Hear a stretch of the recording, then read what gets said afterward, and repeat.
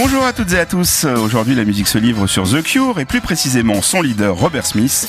Je suis ravi de recevoir Jérémy Vulk, auteur de livre Le jeune homme de Crowley, publié chez EPA Éditions. Bonjour. Jérémy Vulk, bonjour et bonjour. Bienvenue dans La musique se livre. Merci.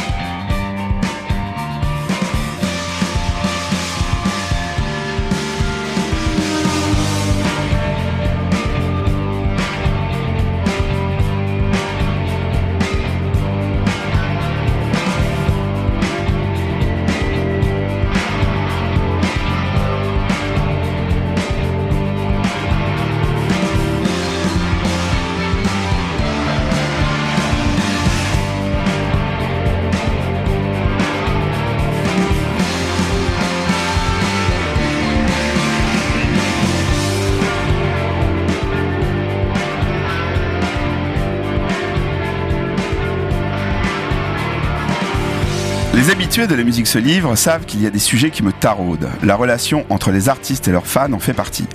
Jérémy Vulk, que je reçois aujourd'hui, est passé de l'autre côté du miroir. Fan de The Cure, il est devenu ce que l'on peut appeler un intime du groupe et de son leader Robert Smith.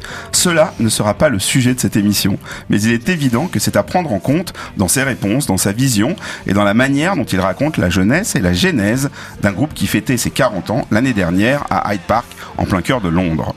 The Cure fait partie de ces groupes qui nous accompagnent, qui traversent les décennies et qui réussissent à être simultanément les représentants d'un courant, voire d'un mode de vie, tout en ayant composé des titres suffisamment populaires pour être présents dans l'inconscient collectif de plusieurs générations.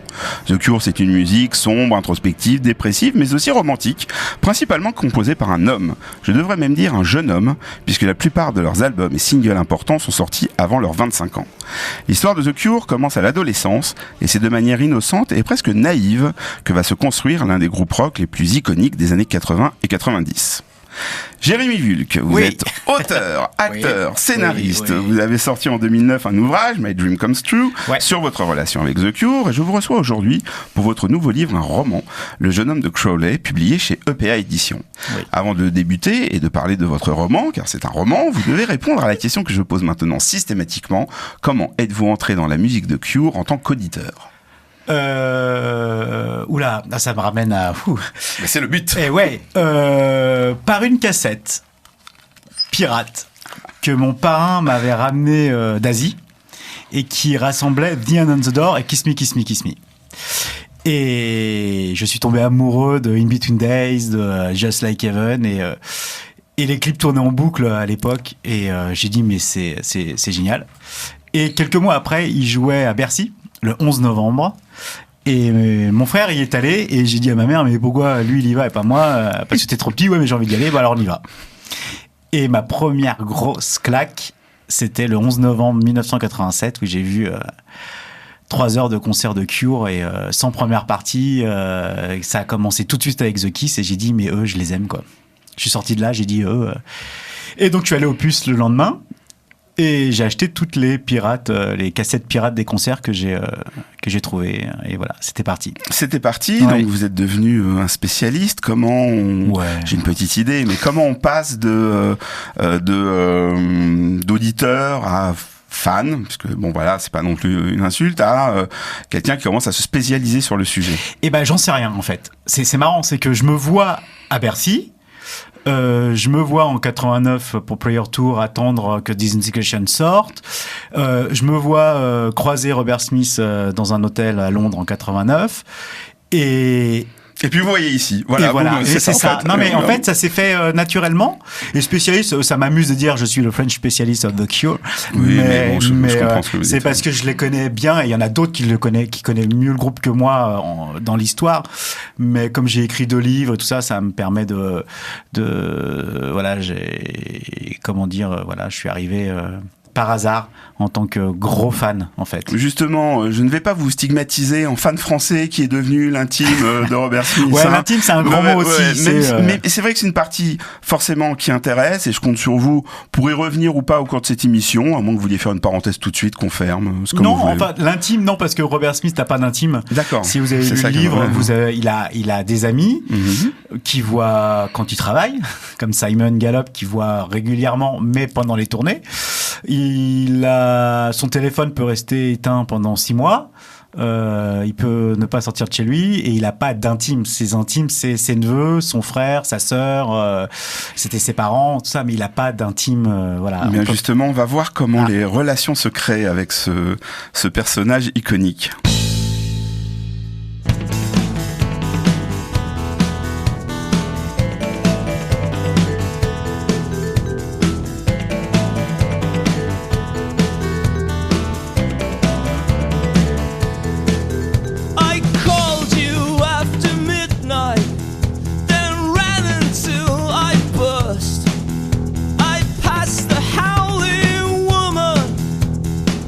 Outside your door, we walked around the lake and woke up in the rain, and everyone turned over, troubled in their dreams again.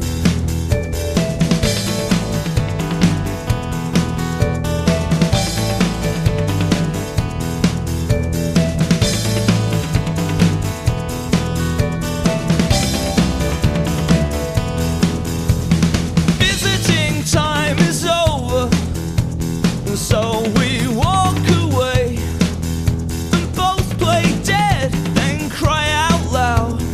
Why we always cry this way? I kissed you in the water and made your dry lips sing. I saw you look like a Japanese baby. In an instant I remember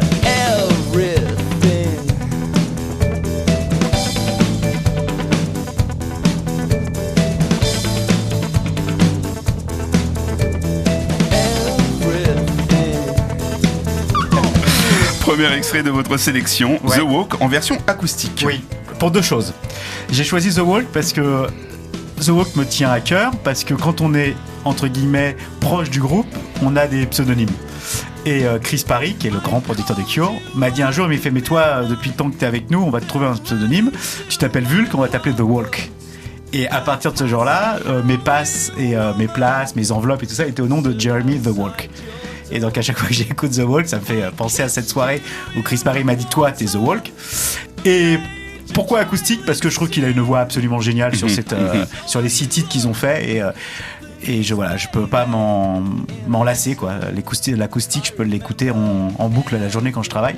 Parce que je trouve qu'il a une voix, mais voilà. Donc voilà pourquoi acoustique et pourquoi The Walk. Alors on va rentrer dans le vif du sujet et parler de ce jeune homme de Crowley. Vous avez choisi une forme particulière, on sent le scénariste qui est en vous. Ouais. À la manière d'un montage alterné un peu, on passe des affres du Robert au présent, pris au piège de ses angoisses, incapable de sortir de sa chambre alors que sa famille et ses amis l'attendent. J'ai compris pour les amis, mais on s'en... Et coincé dans cette pièce, il contemple un cadre photo numérique où chaque image le renvoie chronologiquement à un moment de sa vie et de celle du groupe. Alors je dis le Robert au présent pour pas dévoiler le twist final, car il y en a un. Merci. Mais je vous laisse après libre à vous. Pourquoi avoir choisi la forme du roman ? Ah, parce que il était impossible que je fasse une biographie, parce que il y en a tellement. Et que j'avais envie d'écrire un roman depuis longtemps et le sujet de Robert me plaisait et de décrire sa vie avec un roman pour pouvoir faire découvrir les Cure à quelqu'un qui n'aime pas les Cure ou qui connaisse pas les Cure, c'est ce que je voulais faire. Et voilà. Et j'ai plein de retours avec des copines et des copains qui connaissent pas les Cure et qui me disent mais on a lu ça comme un roman. Au départ on sait que c'est Robert, puis à un moment on oublie parce que il y a des trucs dans le bouquin qui ne font pas penser à Robert ou à The Cure. Et donc voilà, donc il y a un twist à la fin, il y a je l'ai écrit comme un scénario, donc il y a une histoire dans l'histoire. Et j'avais pas du tout envie de noyer des gens dans les dates, dans les lieux, dans les machins. C'est pour ça qu'il y a une partie, on me reproche de pas parler de 1984, qui est pas intéressante pour moi, donc je l'ai pas mis et ça nuit pas au roman. Et c'est aussi pour ça que vous donnez pas le nom des personnes, le nom de famille des personnages, et ce genre de choses. Vous restez sur les prénoms. Je reste sur les prénoms, sauf pour Chris Parry, parce que ça m'amusait de le mettre. Et puis les trois personnages principaux n'ont pas de nom de famille, et même le nom du groupe. Si on va se dire ça va être plus simple. Si t'as bien vu, n'apparaît pas. Tout à fait. Voilà. Alors c'est un livre remarquable. Alors ils vont dire vous dites ça, non mais vraiment, on s'est beaucoup parlé à cause de ça. Je vais essayer de pas être trop. Ce livre m'a passionné, C'est gentil. Et vraiment, à ceux qui nous écoutent, il y a l'équilibre parfait sur ce que vient de dire Jérémy. C'est-à-dire que pour ceux qui voudraient lire une bio de The Cure, ne fuyez pas ce livre non plus. Il y a quand même les moments importants, notamment sur la création du groupe. Voilà, Les faits sont les bons. Après, la manière dont ils sont racontés, et donc Jérémy le dit dès le début, sont effectivement romancés, mais les faits sont les bons. La chronologie est la bonne. La relation tumultueuse entre les personnages, on va y revenir, sont vraies. Donc pour des gens qui ont envie de comprendre comment ce groupe s'est créé, comment il a progressé, comment les choses sont mises en place, ça reste quand même un document intéressant. Mais effectivement, vous vous affranchissez, tu t'affranchis, peu importe, de l'intégralité de ce qui peut parfois freiner les gens à lire les bios, c'est-à-dire que on n'a pas la fiche technique de chaque technicien qui a participé à un disque, on n'a pas les sessions de studio pendant des heures sur des choses comme ça. C'est très rapide. C'est 76 ou 78 chapitres, donc on est vraiment sur des chapitres très courts. Ça se lit excessivement vite, énormément de dialogues. C'est génial d'avoir réinventé les dialogues. Et effectivement, comme beaucoup de choses se passent, et on va en parler dès les bancs de l'école, moi j'avais des images qui me venaient, c'est vraiment pas pour, j'espère que tu prendras mal, mais j'avais des images de ces films un peu ados américains comme Stranger Things, Goonies ou quoi, où je vois, surtout sur cette période où, le Robert Smith avec son côté un peu introverti, il se fait un peu taper, alors il y a le copain un peu bourru qui arrive et qui vient le défendre pour que ce midi-là on lui vole pas son sandwich. Il y a quand même un peu ces images-là qui revenaient et qui font qu'on lit vraiment le livre très vite. Et c'est au sens compliment, et qu'on est pris dans cette histoire d'amitié, parce que c'est vraiment une histoire d'amitié. Et on va en parler, c'est vraiment le cœur du livre. C'est une histoire d'amitié, une histoire d'amour, une histoire familiale une histoire familiale. Donc c'est vraiment sur l'humain, et en ça en fait un livre vraiment très très agréable à lire. Donc effectivement, comme vous l'avez compris, puisque je vous ai invité, c'est pour que vous parliez, je vais me taire. J'aime beaucoup The Cure.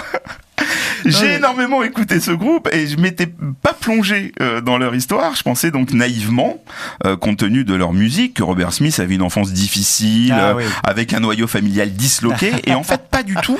Parlez-nous un peu de cette famille anglaise soudée, attentive à la scolarité de ses enfants, en l'occurrence là de Robert, puisque ce choix d'école qui n'est pas anodin, et même attentif au penchant artistique de leurs enfants. Il y a cette scène dans le garage où ils préparent, où le père transforme le garage en studio. Oui, bien sûr. C'est fascinant. C'est dans la cuisine, un peu de ces gens si importants à qui les parents de Robert Smith vous dédiez le livre. Ah oui, alors je l'ai dédié parce que grâce à Rita et Alex Smith, j'ai fait beaucoup de choses. Je les ai rencontrés une quinzaine de fois et c'était des gens mais absolument grandioses, super gentils, la main sur le cœur, et ça se sent dans la personnalité de Robert. Et c'est des gens de classe moyenne, dans un beau quartier de Crowley, qui se sont dit nos enfants c'est tout et on va leur donner la possibilité de faire ce qu'ils veulent. Et Robert voulait faire de la musique, et donc ils ont laissé faire de la musique à Robert. Le grand frère voulait être un peu psychédélique, vivre dans son monde. Il a vécu dans son monde. La petite sœur Janet, elle voulait faire du piano, et ils ont fait du piano. C'est elle qui a appris à Robert comment jouer du piano. Et tous les soirs, ils faisaient de la musique ensemble. Ils ont laissé vraiment libre cours au choix artistique et au choix de vie de leurs enfants, avec quand même une éducation bien stricte. Tu respectes tes fans. C'est primordial. Tu rentres dans un hôtel, il y a 3 fans qui t'attendent pour signer un truc, tu t'arrêtes, même 5 minutes, mais tu t'arrêtes. et que c'est grâce à eux que t'es là. J'ai déjà vu Robert faire la gueule parce que son père est venu le chercher en disant t'as pas dit bonjour et t'as pas signé un poster, donc il est ressorti, il a signé voilà quoi. Et heureusement que je pense que Robert est Robert parce qu'il y a eu Alex et Rita derrière. Mais ça, on le sent. C'est vraiment tous ces épisodes dans la maison, le fait qu'ils fassent lire les premiers textes et que les parents aient un avis dessus. Oui, il y a vraiment une implication et un échange parental. Voilà. Donc, et puis même Chris Parry, il dit moi quand on a signé avec Robert, je passais par les parents à chaque fois. Je préférais parler aux parents que Robert. Parce que je savais que les parents allaient me répondre et que Robert était encore un peu toujours sur sa planète et tout ça. Et pareil, Chris Parry était très très ami avec les parents parce qu'ils étaient gentils et voilà, c'est... Alors, autre fait dont je n'avais pas conscience, c'est que j'ai découvert avec votre livre. Les fans doivent se dire, mais c'est quoi ce débile qui découvre toutes ces choses-là? Eh ben oui, c'est comme ça. était anglais. Ah bon, c'était eux qui chantaient ça. L'histoire commence sur les bancs de l'école avec cette rencontre fondamentale entre Robert et Lol. Alors là, je vous laisse. Ouais. Alors, ça fait 2 heures. Qu'est-ce que tu veux savoir? Moi, je le sais puisque je l'ai lu, mais les gens qui nous écoutent, voilà, donc ils sont à l'école et c'est une rencontre, fondamentale. Enfin, oui. Alors moi, je pense que sans Lol, les Cure n'auraient pas pu être les Cure, parce que sur les 3 premiers albums, même les 4 maintenant, il ramène, même si c'est pas un bon batteur, il ramène un son basique que Robert avait besoin pour interpréter ses chansons de la trilogie. La trilogie n'aurait pas été pareille sans Lol, et Robert n'aurait pas été pareil sans Lol, parce que Lol, c'est quand même aussi un petit peu son Jimmy Cricket. Il lui parlait, pendant les 5 premières années, ils ont tout vécu. Ils ont quand même créé un groupe mythique ensemble. Et voilà. Et Lol est devenu avant son même jumeau, la création, parlez-nous un peu de ce Robert qui est introverti. Donc Lol est le fils d'une amie de sa mère.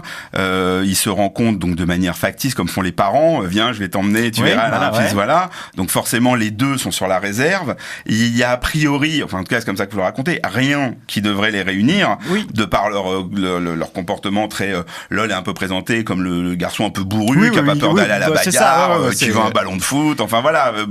Alors que bon, voilà, Robert est déjà dans le personnage enfant que vous racontez, les prémices de l'image qu'on a. C'est ce que je disais en amont, c'est que Robert n'a pas de copain, n'a pas d'amis. Et là, il tombe sur un mec qu'il aime en fait. C'est ça, il y a un coup de foudre. Alors c'est raconté comme un coup de foudre. Et ça, c'est vraiment incroyable. Il s'échange les ballons, un ballon qu'il vient d'avoir. Et on se dit... Et ils se reconnaissent par l'humour. Oui, aussi. Avec cette espèce de phrase que Robert lance nonchalamment et qui devient comme un gimmick dans le livre. Voilà, c'est ça. Et qu'est-ce que je voulais dire? Oui, c'est qu'il a pas d'amis et il en a un, quoi, pour une fois. Un qui l'aime bien, qui le défend quand il se bagarre, qui a envie de faire de la musique, qui adore le rock, qui a envie de faire de la... Et après, il rencontre un 3e larron dans le bus aussi. Et ils se disent, il y a une alchimie, c'est comme ça. Alors, dans le bus, parce qu'il y a un changement d'école qui est pas anodin non plus, vous le racontez, ils sont dans une école assez classique, puis il y a une école qui repose sur un nouveau modèle pour l'époque d'enseignement, un peu plus libre, un peu plus à l'écoute des personnalités qui sont sur les bancs. Et donc voilà, bon, Robert Smith c'est un peu vis-à-vis de cette école. Bon, enfin au début il y a un regard de loin, et puis bon, Lol y va aussi, donc ils s'entraînent l'un l'autre, ils se retrouvent dans le camion, enfin dans le bus qui les mène, il y a ce sourire, enfin il y a vraiment quelque chose qui est de l'ordre. Encore une fois, ça renvoie à ces images où il y a le jeune introverti qui verrait presque la dulcinée arriver au loin, il y a ce sourire, enfin on sent qu'il est très content de... Ils ont pas de costume, c'est ça. On vient habiller comme on veut, ils sont libres de choisir leur cours, de choisir leur prof. Il y a beaucoup de matières artistiques. Lol fait du théâtre, Robert voulait faire du théâtre, il a pas pu, Marie fait du théâtre, Michael fait de la basse dans le cours de musique et tout ça. Et donc c'est l'alchimie, c'est marrant quand même, parce que je pense que si Robert n'avait pas rencontré Lol, il n'y aurait pas eu Cure, peut-être. Il aurait été guitariste d'un groupe. Et encore, la musique n'est pas si évidente. Alors, vous dites qu'il y avait des instruments, mais elle n'est pas évidente tout de suite. Ça veut dire que Robert, de la nuit, va essayer de récupérer la guitare du frère sans faire grincer le parquet. Lol, il a que les moyens de s'acheter les baguettes, donc il bat sur tout ce qui traîne, mais il n'y a pas de batterie. Mais il n'y a pas encore et en fait, l'idée de se dire, bon, comme on voit encore une fois, ou même quand on lit de manière parfois assez caricaturale, mais dans beaucoup de biographies, ce côté, bon, on veut y aller. aller. En fait, ça vient petit à petit. Oui. Et c'est parce que le troisième larron commence à en parler, et peut-être un peu plus impliqué. Ils se disent bon, bah pourquoi pas. Et pourquoi pas. Et c'est Smith qui a l'idée, le déclic, c'est quand il voit des groupes de punk à la télé, ils disent mais ils jouent très très mal. Nous aussi, on peut faire de la musique. Je suis sûr qu'on y arriverait à faire mieux qu'eux. Et il a bien fait d'essayer. Alors, il essaye, il y va, mais il a Alors, c'est intéressant ce que vous racontez, parce que comme c'est pas une bio, on n'a pas tous les détails. On a l'impression que avec l'instrument, il arrive assez vite, il découvre des velléités, parce qu'il semble assez vite quand même s'y mettre, commencer à composer. Tout de suite. Presque quelque chose de l'ordre du don. Alors il n'y a pas, vous magnifiez pas ça, c'est pas du tout raconté comme ça, mais en tout cas on sent que il va récupérer cette guitare et qu'assez vite il arrive à, avec quelques accords, à composer des choses. Par contre, l'écriture, là lui pose plus de problèmes. Il a un mal fou et donc c'est, en tout cas, bon, ça aide sûrement le récit. Les premiers titres sont souvent trouvés par des concours de circonstances. Oui, alors ce qu'il n'y a pas dans le bouquin, c'est qu'avant, ils montent un groupe où il y a un autre chanteur qui s'appelle Peter O'Toole. Et à chaque fois que Peter O'Toole chantait, Smith, il jouait la guitare, il disait « Je ferais mieux, j'arriverai, il chante mal, il faut que ça soit moi qui chante, nanana. » Donc il fait tout pour le virer. Et une fois qu'il l'a viré, il fait « Putain, il faut que j'y aille maintenant. » Et donc, il chante et il dit « Ouais, j'en ai marre des reprises, on va écrire des chansons. » Mais c'est concours de circonstances. Il écrit sa première chanson qui s'appelle Killing an Arab. On va en parler tout de suite après. Qui a un livre qui venait de finir, qui est L'étranger d'Albert Camus. Mais tout le temps, depuis 40 ans maintenant, toutes les chansons ont un rapport à sa vie. Il n'écrit pas au hasard, en fait. Bon, même si elle est connue, vous nous parlez rapidement de L'évier qui goûte. Enfin, du robinet qui goûte. Oui. Bah oui. Et ça, c'est une histoire vraie. C'est que dans 10-15 Saturday Night, le drip, c'est le robinet qui goûte dans l'évier de la cuisine. Et c'est pendant deux mois, ou à peu près 2 mois, l'évier n'a pas arrêté de couler et que ça énervait Robert d'entendre le clap, clap, clap de. Mais c'est pas le père qui lui dit mais écris donc sur le robinet qui goûte. Oui, il y a ça aussi. Il dit mais je sais pas quoi faire comme refrain. Il fait mais écoute, il dit et ton robinet là, il me saoule. Et il dit bah écoute, ou tu le répares ou t'écris une chanson, mais t'arrêtes quoi avec ce robinet.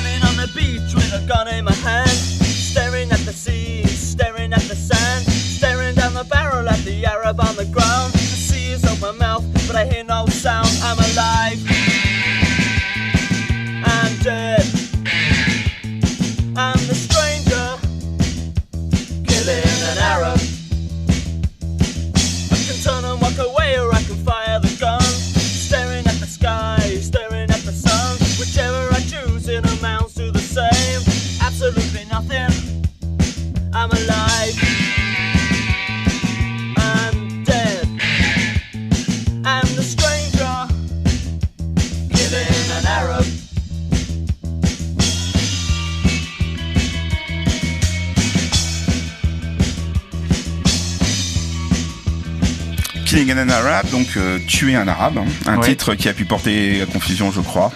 Ouais, pas quand il est sorti tout de suite, en 86, quand ils sont devenus, il y a l'extrême droite anglaise qui a repris ce slogan. Alors Robert a dit non, soyez un petit peu plus intelligents et lisez Albert Camus. Et pendant longtemps, il a chanté Killing Another. Pendant les concerts, il a pour éviter tout, et puis il voulait pas rajouter du feu, de l'huile sur le feu, et pendant longtemps il a chanté Killing Another, et l'année dernière, il y a 2 ans en décembre, il a rejoué pour la première fois à Wembley. Et tout le monde tendait l'oreille et il a bien dit Killing an Arab. Depuis l'histoire est connue.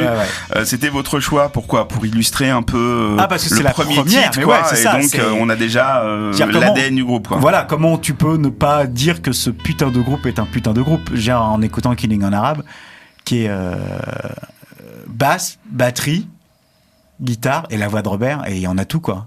Et c'est pas, je sais pas, c'est pas de la pop, c'est pas du rock, c'est du Cure. Alors, on va revenir sur ce premier album. Ils envoient des cassettes démos. Bon, à Ouais. l'ancienne, ils font des démos dans le garage, ils les envoient. Et ils sont remarqués, donc, par ce fameux Chris Parry dont on parle depuis Que le j'aime début. énormément. J'ai Voilà. pas de doute que ça se lit. Ça se lit. On va en parler tout à l'heure, notamment avec la fin du livre. Mais ils ont remarqué, qui travaille dans une maison de disques, qui quitte la maison de disques parce que ça fait longtemps qu'il a envie de monter son label. Donc, il guette les cassettes qui arrivent dans la maison de disques en se disant, quand je vais trouver la perle rare, je vais sauter dessus. Et ouais, alors je peux rajouter un truc. Mais vas-y, bien Ce sûr. que Chris Parry m'a raconté, parce que Chris Parry, je suis encore en contact et on se parle souvent par WhatsApp et tout ça. Mhm. Et le 14 juillet dernier, il est venu à Paris, on a brunché et il me disait, je suis passé avec ma tasse de thé pour aller à mon bureau et il y avait un sac de cassettes qui traînait dans le couloir. Je l'ai pris par hasard. Il y en avait 3 et j'en ai pris un au hasard et dans ce sac, il y avait la cassette de Cure. C'est-à-dire que si j'avais pris celui de droite, Ouais, j'aurais pas pu. ouais. Et c'est le hasard, ce qu'on disait tout à l'heure, c'est l'alchimie, c'est pas possible. C'est les étoiles qui sont bien placées.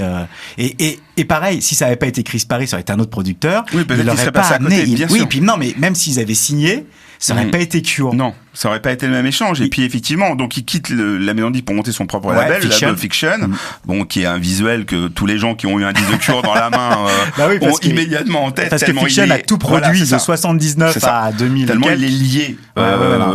Fiction, Oui, vas-y. J'ai vas-y. Chris Parry, c'est le deuxième membre de Cure fondateur, Oui, c'est clair. enfin fondateur qui était là. Sans Chris, il y a pas de Cure. Alors bon, effectivement, le groupe est un peu jeune, lui il fait son boulot, donc il leur laisse les rênes, mais pas complètement. Bah non. Robert, il est pas trop content, et le jour de la sortie du premier album, Robert, il est pas super content quand il voit la pochette. Il râle un peu, c'est très très bien raconté. Il est très en colère, et il très, se dit très, que plus jamais il ne laissera le moindre détail entre les mains de quelqu'un d'autre. Effectivement. Dès Ou alors ce- il mettrait en face de ses premier- hommes en à face de lui. ce premier disque. Exactement. Voilà, c'est que. Et donc il prend cette décision, il commence à tourner, bon ça se passe bien, ça débute, en tout cas peut-être que vous le racontez. Non, Le ça marche groupe bien, non, mais ça a toujours bien marché. Voilà, le Ah ouais. groupe démarre bien, et un soir, première partie de Cure, Joy Division. Et là, c'est un choc pour Robert Smith. C'est à chaque parce que Smith, il a toujours pensé à la musique. Et là, il voit un mec qui danse, qui est comment Qui a une dire attitude. Ouais, qui a une Qui a attitude pensé au personnage. et qui a un charisme. Mm. Alors que Robert, il a les cheveux plaqués en avant avec une raie, il a un sweatshirt rose, un pantalon vert et des creepers. Et là, il se dit, putain, mais le mec, waouh. Et puis même le bassiste, Peter Hook, que moi j'aime pas du tout, mais il dit, Peter Hook, il avait un style, quoi. Surtout qu'en plus, il est un peu échaudé quelques jours ou quelques Mais temps non, avant. c'est par un avant, fan juste avant, en qui disant lui dit, Joy Division lors d'une dédicace, vous auriez il dit, dû ouais, être c'est ça. première partie de Joy Division et pas l'inverse parce que la musique est plus prenante, plus. Et il dit bah merde alors qu'est-ce qu'il doit et Donc, et- Comme vous le voyez, même si ce n'est pas une bio, chaque élément vient de ah la mais oui, réalité. donc mais il y a c'est ça qui est passionnant. Bah oui. 99,9% de vrai dans mon livre. Mais c'est Ça, vraiment j'avoue. raconté avec les rebondissements Voilà. de cet artiste qui voit Ian Curtis et qui se dit mais en fait c'est ça que je veux faire quand Et même. oui. C'est-à-dire que ok, on vient faire le boulot jusqu'à présent, on s'est concentré à ce que tout fonctionne bien musicalement et autres, mais bon. Mais il y a un visuel, voilà, il faut un visuel, et c'est pour ça aussi que le visuel de Free Imaginary Boys, il est pas content. Il dit putain, l'album est pas beau. Nous, on ressemble à rien. Tu vois? Non, mais Michael Dempsey, il a des justes corps verts sur scène. Tu vois, c'est. Et donc, il dit, nous, on ressemble à rien. Il faut qu'on T'as se raison, bouge. Il y a des juste au corps vert, Mais non, mais on c'est- peut pas faire un putain, truc pareil. Attends, bon. C'est, Alors tandis que la dépression est de pire en pire dans sa chambre, parce qu'on revient Ah oui. dans votre livre sans cesse, c'est ça qui est passionnant, donc à ce Robert qui ne veut pas sortir, il y a une fête, on ne sait pas trop pourquoi, il veut pas sortir, les personnages se succèdent derrière la porte, parfois peuvent rentrer dans la chambre, et puis il tombe sur cette photo donc de Simon Gallup, Gallup. qui apparaît. Là, on sait que vous appréciez ce musicien, cet homme, et donc ce personnage dans votre livre. Ah, Simon, c'est une autre rencontre fondamentale. La manière dont il rejoint le groupe, c'est encore une fois à la manière d'un coup de foudre. Ah mais oui, mais Robert fonctionne en coup de foudre. Je pense que si Robert n'aime pas quelqu'un, il n'aime pas quelqu'un. C'est pas, il est comme ça. Il a pas le temps de perdre son temps avec des gens qu'il aime pas. Et quand il voit Simon Gallup sur scène en première partie de son groupe qui s'appelait Lockjaw, il est au bord de scène et il fait ah ouais. en fait, c'est ça, quoi. Il faut être punk. Il faut avoir une attitude, il faut avoir un regard, il faut pouvoir jouer de la basse sur les hanches et pas au-dessous les aisselles comme Michael Dempsey fait. Il faut jouer avec un médiator, il faut que ça claque, il faut que ça... Et il l'a vu un soir et il y pense tout le temps, quoi, de ça. Et alors là, encore une fois, hein, c'est peut-être mon interprétation, mais tu me dis si je me trompe, c'est vraiment raconté comme un homme qui est dans un mariage, bon, dans lequel ça va, mais pas plus que ça, qui tombe amoureux éperdument et immédiatement d'une autre femme, et qui se demande comment il va changer. Oui. Et finalement, quand l'autre lui dit, bon, je vais peut-être partir... il en retient pas vraiment, mais c'est et ça. à la seconde où il part, où le bassiste actuel, donc Michael s'en va, il appelle enfin la promise en lui disant tu viendrais me rejoindre, et elle lui dit oui. Enfin, le truc, le truc, c'est que l'analogie est vraiment le jour où il rencontre Simon, c'était un soir, il y a un concert, et après il y a des tournées, et Simon, dès qu'il pouvait, il rejoignait les Cure pour les voir, pas pour jouer avec et tout.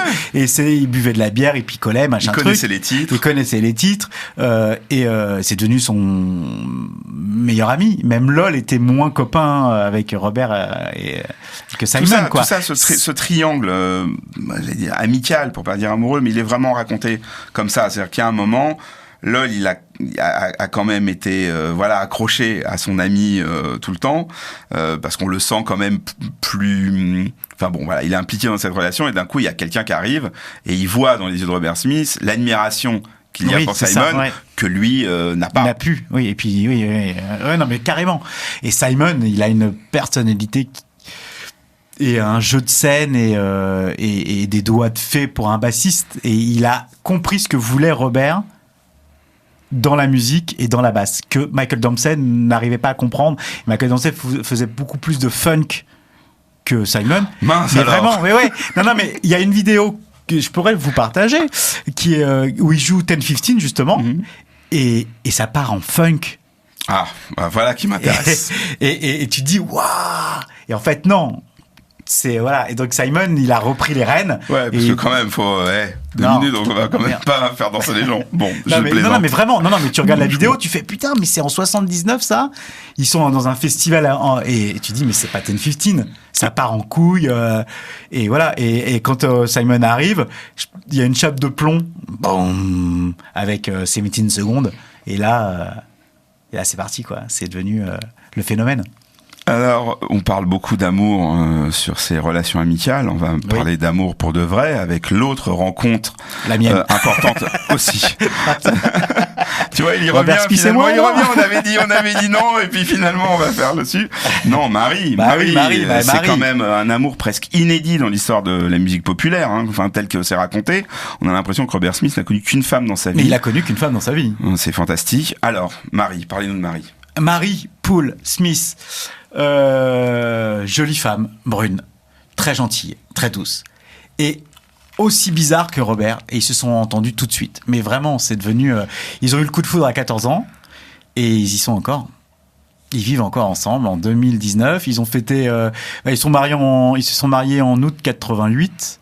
Donc l'année dernière, ils ont quand même fêté pas mal d'années ensemble, et ils sont toujours ensemble. Et ce qui est bien, c'est que Marie... Cure, elle aime bien, mais il faut pas trop la fatiguer avec. Donc elle vient pas en tournée, elle vient 2 jours tous les 2 mois voir Robert en tournée. On va en parler des tournées, les concerts s'enchaînent. Le groupe est donc beaucoup en tournée. Et si les groupies ne semblent pas intéresser Robert Smith, comme vous venez de le confirmer, l'alcool et la drogue prennent une place assez importante dans le groupe. Ouais, ça commence... Ouais, ça commence vite, et on sent aussi dans les albums que, parce que quand on écoute Three Imaginary Boys, on sent qu'il n'y a pas la drogue derrière, parce que l'écriture est plus festive, et quand on commence à écouter, moi je pense qu'à partir de Faith, ils sont bien partis. 17 Seconds, c'est vraiment le passage entre l'alcool et la drogue, mais après Faith et pornographie, Robert a eu du mal à s'en remettre, et que tout le monde, surtout que ça soit LOL, Simon ou Robert, ils sont tous tombés dedans. Mais alors, dans votre récit, encore une fois, hein, si j'ai fait fausse route, tu me reprends, mais ouais, bien sûr. La drogue a un moment charnière, donc bon, il y a évidemment rapidement le cliché créatif par rapport à ça, mais pas trop développé, on n'est pas vraiment là-dessus, mais où ils sont à peu près synchro sur le moment où ils tombent dedans, Oui. et c'est une des premières ruptures finalement avec LOL, puisque il y a une prise de conscience chez Robert Smith, c'est-à-dire qu'il se dit je vais pas pouvoir continuer comme ça, je suis content d'essayer ce que je suis en train d'essayer, mais je dois prendre une distance avec ça si je veux rester efficace. Et LOL, lui, pas du tout, la distance il la prend pas du tout, il profite pas de cette prise de distance par Robert Smith, et lui il continue. Mais carrément, mais et on va voir jusqu'où dans quelques instants, mais il continue. Mais le souci, c'est que après la tournée de Pornographie, qui s'est arrêtée du jour au lendemain parce que Simon et Robert se sont battus et ils ont arrêté la tournée. Robert s'est dit on peut plus continuer comme ça, je vais crever. Moi, j'arrête, je pars en Irlande ou en Écosse avec Marie. Et LOL, lui, c'est dans la boisson qu'il est tombé. Et il se droguait de moins en moins, mais il picolait de plus en plus. Et c'est ça qui a... On va en parler. Ouais. On va en parler de LOL qui picole.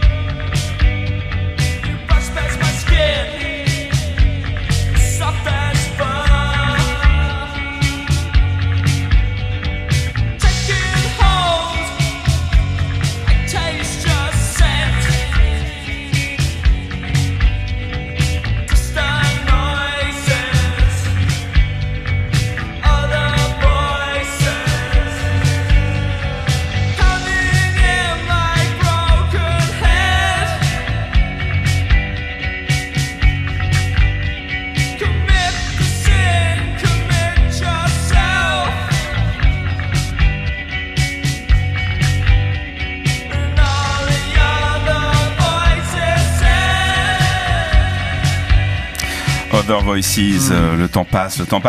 Rapidement, pourquoi ce nouveau choix de votre part? La basse. Voilà. Bon, c'est marrant parce que tu me parlais de Simon Gallup tout à l'heure. Exactement. Moi, je trouve que Simon Gallup, sans lui, il n'y a pas Cure, quoi.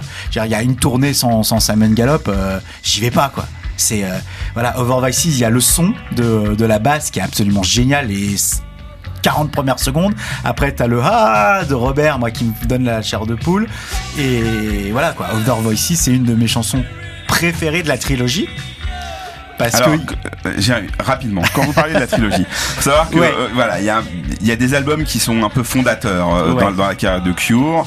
Donc c'est combien d'albums en 30 ans de carrière? Il y en a plein, mais une quinzaine, je pense. Mais par rapport à des artistes qui ont été plus prolifiques comme Bowie ou d'autres ou quoi, ou même Springsteen ou quoi. Voilà, on est quand même sur un groupe qui a une production rapide sur 10 ans, et après qui se calme un petit peu. C'est ça que je voulais dire. Et donc au niveau de la production discographique, il y a Pornographie qui est un marqueur fort comme disque, qui est souvent considéré, à tort ou à raison, je rentre pas dans un débat de fans, comme le meilleur, en tout cas comme celui qui a vraiment qui a un album fondateur même du style qu'il y a autour de Cure. Ils ont à peine 23 ans quand même quand ils sortent ce disque fondateur. Et puis il y a Disintegration qui rentre dans cette trilogie. Quelle trilogie vous parlez? La trilogie Faith, 17 secondes. 17 secondes, Faith et Pornographie. Donc les trois albums à la suite. Voilà, 80, 81, 82. D'accord. Voilà. Et donc il se termine par Pornographie. Qui commence avec Simon Gallup. Voilà. Et qui finit avec Simon Gallup parce qu'après il sera pas dans les deux prochains albums qui arrivent derrière. Très bien. Et pour moi, la trilogie avec Simon Gallup, c'est une des plus belles du monde dans la musique. Donc voilà, pour une petite précision importante, parce qu'on parle comme si c'était évident pour tout le monde. Ça ne l'est pas, on est aussi là pour vous faire découvrir ce groupe au cas où. Tu peux te tromper parce que... oui, quand tu dis la trilogie, parce que Robert a voulu marquer une trilogie dans les années 2000. Dans les années 2000, c'est à laquelle je faisais référence. Qui est Pornography, Disintegration et Blood Flowers. Voilà, lors d'un concert mythique où il a joué les 3 albums dans l'ordre d'affilée. Qui n'est pas, moi, ma trilogie préférée. J'ai bien compris. Vous abordez ensuite donc un moment poignant dans l'histoire de Cure. C'est lorsque le groupe explose. LOL part en cure, sans jeu de mots, et Simon s'en va. Elle était sérieuse cette rupture? Entre le moment où ils se séparent, quoi. Ouais. Je pense que pour Robert, c'était terminé la musique. Et ce que j'écris dans les livres, c'est Chris Parry encore qui s'est dit attends, j'ai mis toutes mes billes dans un groupe de rock qui marche super bien. Ils ont éclaté à cause de l'alcool, de la drogue. Ils ont tourné pendant 3 ans non-stop. Ils peuvent plus se supporter. Il faut que je trouve une solution. Mais pour Robert, il voulait plus retourner en studio, rien du tout, quoi. Et donc, grâce à Marie, il décroche son téléphone. Mais oui. Il rappelle tout le monde, qui sont plutôt contents, en fait. Il rappelle pas tout le monde. Il rappelle juste LOL. C'est vrai. Et Chris Parry en disant, parce que Chris Parry il dit ouais, mais de toute façon, toi, t'as raison d'arrêter, t'es plus capable, tu sais plus écrire. Je suis même sûr qu'une pop song pourrie, t'arrives pas à écrire. Et Robert, il fait pardon. Ok, laisse-moi 15 jours. Et il appelle LOL, il fait on va en faire une chanson acidulée, et il y a Let's Go to Bed qui arrive. Qui a été le début de la scission entre les fans qui sont passionnés qui apprécient les titres d'hip-hop et ceux qui veulent rester sur cette fameuse trilogie. Alors même si plusieurs singles dont Let's Go to Bed ont été remarqués, et si les albums se vendent bien, The Cure rencontre un succès commercial phénoménal à 25 ans, à peu près, avec l'album The Head on the Door. Ah non, pas 25 ans. Ah oui, à 25 ans, on est d'accord. Ouais. C'est un tournant, clairement, quand même, dans leur carrière. Ah, mais c'est le meilleur album de Cure pour moi. C'est intéressant. Mais The Head on the Door, ça a été écrit que par Robert, parce que LOL n'était pas capable d'écrire, qu'il y avait plus de groupe. Parce que avant il y a eu The Top, j'en parle pas dans mon livre parce que j'aime pas du tout cet album, où il y avait, c'est pas du tout les musiques. C'est une bonne raison. Mais voilà, mais on me dit souvent t'as pas parlé de The Top. Ouais, je l'aime pas, je sais pas quoi dire. Il y a aucun truc sympa qui se passe sur The Top. Donc pas. Parlons de The Head on the Door. Et donc The Head on the Door, ça a été écrit par Robert, tout seul. Et c'est la masterpiece de Robert, quoi. Tout le monde parle de l'album solo de Robert. Si vous voulez écouter l'album solo de Robert, écoutez The Head on the Door. Et il y a In Between Days, il y a Close to Me, il y a Sinking, il y a Six Different Ways, il y a Kyoto Song, il y a Baby Scream. Ouais, non, c'est ça. Non, mais il est. Pour moi, c'est un des meilleurs, mais c'est pas mon préféré. Mais pour moi, c'est un des meilleurs. Il y a tout ce qu'il faut, quoi. Et en plus, il y a le look, le rouge à lèvres. Il a. Et puis en plus, on est en plein avènement du clip, donc il surcharge avec cette imagerie. Et puis le clip d'In Between Days. In Between Days, tout comme Close to Me dans l'armoire. C'est en train de se noyer dans une armoire. Je vous invite à regarder ce clip qui est très gai néanmoins. Non, mais Sun on the Door, c'est voilà. Comme vous venez de le dire, puisque justement vous ne passez pas les albums en revue les uns après les autres, c'est ça qui est intéressant. Vous enchaînez en fait assez vite sur les albums suivants en vous focalisant plutôt sur la relation tourmentée entre Robert et son vieux copain d'enfance LOL. Ouais. Robert s'en veut de ne pas l'aider plus, et en même temps il cache les bouteilles, il le garde dans le groupe contre vents et marées. Il est de moins en moins efficace, il passe de la batterie au synthé quand le synthé est branché. Robert Smith a plus un rôle de grand frère à ce moment-là, et on dirait qu'il veille sur LOL un peu comme Marie veille sur Robert en fait. Ouais, mais c'est j'avais pas vu ça comme ça, mais maintenant non, mais c'est ça, c'est qu'ils se connaissent depuis qu'ils ont 14-15 ans, ils voient qu'il va pas bien et il se dit qu'est-ce que je vais faire? On va lui mettre des autocollants sur ses claviers et puis il va suivre les autocollants pour jouer sur scène, mais s'il y avait eu LOL ou pas LOL, le concert aurait été pareil. C'est ça le truc, c'est qu'il amène plus rien. Il est perdu derrière ses claviers. Et donc cette relation va continuer de se désintégrer. Encore une fois, je cherche pas à faire de jeu de mots, puisqu'arrive l'album Disintegration, un album aussi fondamental qu'impressionnant. Je me souviens très bien du jour où je l'ai écouté. Je conseille tout le monde à tout le monde d'écouter ce disque. Je crois que c'est un de... c'est mon préféré. Je peux l'écouter en boucle toute la journée, il y a pas de souci. Moi aussi. Moi aussi. Toutes les versions. Et si vous adorez le live c'est ce que j'allais dire. Voilà. On Treat, moi je me l'écoute à fond dans les oreilles quand j'écris, hein, ça. Et donc c'est une période donc riche en rebondissements. Il y a le mariage entre Robert et Marie, l'écriture de Love Song, l'incendie de la chambre de Robert, et puis il n'y arrive plus avec LOL et c'est le point de rupture. Ouais, non mais alors Disintegration c'est le point de rupture. Il a tout fait avec LOL, il a tout essayé. Il a pris un 6e membre pour jouer du clavier pendant la tournée de 87. Et là, il fait rien, quoi. Dans le manoir où ils enregistrent Disintegration, il sert à rien. Il dort sur le canapé, il picole. Il a écrit une super belle chanson qui s'appelle Homesick. Mais c'est tout, quoi. Et quand Robert monte lui dire bravo, il le retrouve complètement bourré sur son lit et il referme la porte et il se dit c'est fini, je peux plus continuer avec LOL. Ça, voilà, c'est le boulet, il faut que je le détache. C'est ça, parce que la manière dont vous racontez Homesick, il y a comme une espèce de dernière étincelle il a fait quelque chose. Enfin, il fait quelque chose avec le mec qui le remplace. C'est ça qui est génial. Il monte pour le féliciter et il y a cette déception.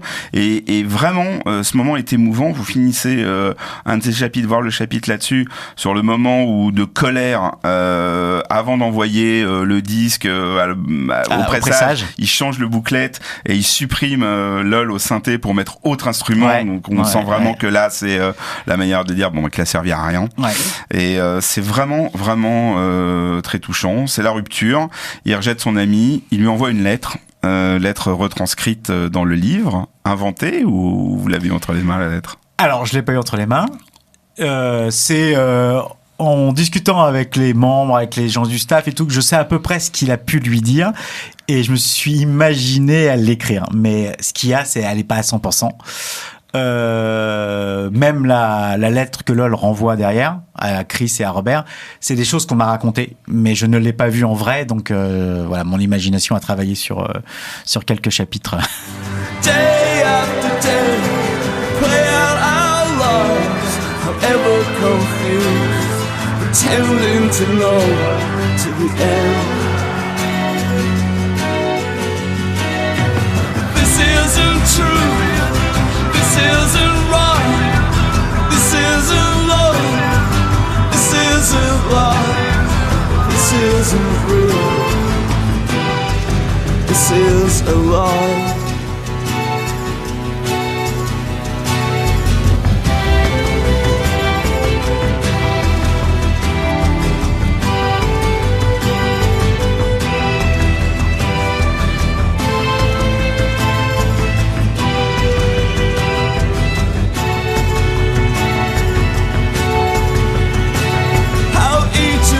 Believes I've never really known. In heaven unseen and hell unknown, how each of us dreams to understand anything at all. This is a lie, on a un peu mangé l'intro, excusez-moi. Pourquoi ce choix? Pourquoi ce chat? Parce que This is a lie a été chanté dans ma voiture Fiat Uno par Robert Smith himself en allant de Fun Radio au Congrès, qui est un restaurant porte-maillot. Et il est monté dans ma voiture parce qu'il m'a dit tiens, t'as une voiture, et donc Daryl qui était le tour manager et Robert sont montés dans ma voiture. Et bon, à l'époque j'écoutais que Cure, et quand j'ai allumé la voiture, il y avait ma cassette, encore à l'époque c'était une cassette, et il y avait This is a Lie. Et je me souviens, j'étais porte-maillot, je tournais autour du rond-point, et l'autre à côté de moi il chantait This is a Lie, sans se rendre compte que vous aviez fait 14 fois le tour du rond-point pour que ça s'arrête pas. Et voilà. Et donc à chaque fois que j'entends This is a Lie, je veux pas me vanter, hein, mais je veux voir Robert Smith chanter dans ma voiture. Et après, on a passé toute une nuit ensemble entre guillemets, à jouer au foot sur les Champs-Élysées, aller au Queen, à picoler. Voilà. Et donc c'est une. Voilà, je rappelle moi, que Jérémy en introduction nous disait je ne suis pas intime. Non, alors, non, bien sûr, c'est pas du tout.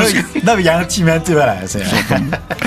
Alors le livre se conclut par des retrouvailles touchantes plusieurs années après entre LOL et Robert. Ouais.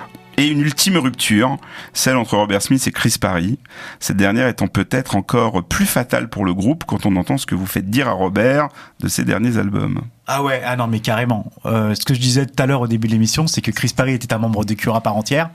Et quand il est parti, il a laissé Robert comme un petit enfant au bord de la rue, sans savoir quoi faire. Est-ce que je traverse pas. Ah si, je vais traverser un petit peu, je vais pas.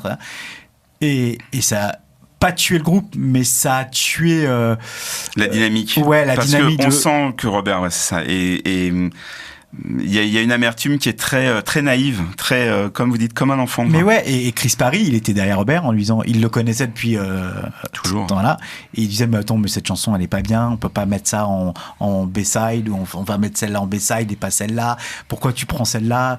C'était un guide pour Robert, c'était un peu son. Et là, les albums qu'il a fait après le départ de Chris Parry, c'est un fourre-tout. Il y a des chansons magnifiques, mais il y a des trucs que Chris Parry aurait dit mais ça en B-side, je pense que toi on va faire un petit LP au lieu de faire un grand 33 tours. Et voilà, et Chris Parry, il a quand même le droit de prendre sa retraite aussi, donc les deux hommes ont eu quelques mots, quels mauvais mots ensemble quoi. Sur les retrouvailles, parce que bien sûr la séparation avec Lol est violente, elle passe à un moment donné par un côté juridique qui continue de plonger Lol dans le drame de sa vie. Je veux pas, ça reste un roman. Pour ceux qui ne connaissent pas les rebondissements sur ces retrouvailles et la manière dont Robert a été très gentleman en face de ce que Lol lui a fait comme mauvais tour, qui peut s'entendre parce que quand on est touché, y a plus de règles. Vraiment, la fin du livre est bouleversante. J'ai pas d'autres mots. En tout cas, c'est comme ça que je l'ai vécu. Avant de nous quitter, la seule question finalement, sur la relation que j'ai, sur la relation que vous entretenez avec Cure et donc ses membres. Robert Smith, aujourd'hui, c'est un homme, un artiste qui est dans quel état d'esprit? Alors, il sait que c'est la fin. Pas de sa vie, mais il sent que voilà, il a tiré la corde jusqu'au bout, qu'il a pas envie de s'arrêter, mais qu'à un moment il faudra qu'il s'arrête. Mais qui a toujours envie de faire de la musique. Est-ce qu'il a envie de composer? Mais est-ce qu'il va composer? Là, il paraît, il devrait sortir un album d'ici 6-7 mois. Est-ce qu'il sera bon? Est-ce qu'il sera pas bon? Ça fait 10 ans qu'il se dit, je vais pas en sortir, je vais en sortir. Il sait pas trop où il est, je pense. Il est heureux d'être sur scène, mais est-ce que ça va continuer? Par contre, il y a toujours cette fougue de tournée, parce que le concert est colossal. Là, ils font Rock scène. Enfin, ils font des festivals immenses. Non, mais il y a pas un concert qui dure moins de 3 heures. Enfin, il a 60 ans et je pense que la création pour lui est terminée. Je pense que le prochain album qui va sortir, s'il sort, ça sera vraiment le dernier, et qui fera des concerts surprises, anniversaires et tout ça, mais il est que de la comète quoi. Je vais me faire disputer, mais je peux pas vous le demander. Vous avez parlé du livre avec lui? Oui. Alors il s'est marré.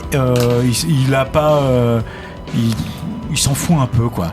Il sait que j'ai écrit un livre parce que j'ai beaucoup discuté avec sa sœur, j'ai beaucoup discuté avec son neveu, qui est un copain à moi, en lui posant des questions bien précises sur des sujets, et tout le monde autour de lui savait que j'écrivais un livre, un roman, et donc mais il s'en fout. Le 24 juin, il m'a dit, la dernière fois que je l'ai vu, c'était le 24 juin, il m'a dit good luck for the writing. Donc je pense qu'il y a Jérémy Vilk, merci d'avoir accepté mon invitation dans La musique se livre. Merci. C'était trop court. Je rappelle que vous venez de publier Le jeune homme de Crowley chez EPA Éditions. Le podcast de l'émission ainsi que la playlist de tous les titres diffusés sont disponibles sur le site de Fréquence Protestante et la page Facebook de La musique se livre. Nous nous quittons avec Disintegration. Rendez-vous le mois prochain. Bonne soirée et bon week-end. Et bon Disintegration.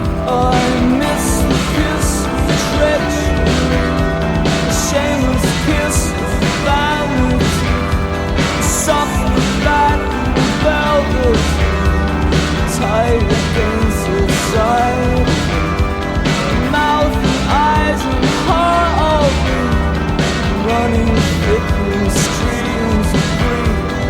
Bit by bit, starts to just let go, like hearts of